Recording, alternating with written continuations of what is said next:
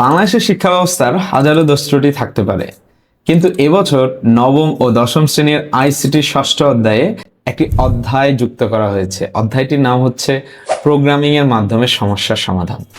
এই অধ্যায়টিতে মূলত Python programming ল্যাঙ্গুয়েজের মাধ্যমে আমাদের দৈনন্দিন জীবনে সে ছোটখাটো কিছু প্রবলেম বা সমস্যা আমরা কিভাবে সলভ করতে পারি সেইটা আলোচনা করা হয়েছে, এবং বেসিক পাইথনের সিনট্যাক্স, পাইথন কিভাবে কাজ করে, কি লিখলে কি হবে, সেইটার একটা সম্যক ধারণা তোমরা পাবা।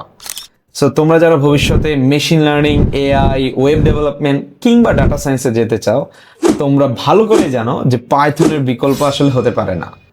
সো একাডেমিক তোমার এমসিকিউ, ক খ এর কোশ্চেনের বাহিরেও যারা এই কম্পিটিটিভ ওয়ার্ল্ডে প্রোগ্রামিং এ দক্ষ হতে চাও, তাদের একেবারে প্রথম দিকে পাইথনের বেসিক ক্লাসটা আসলে করে ফেলা উচিত।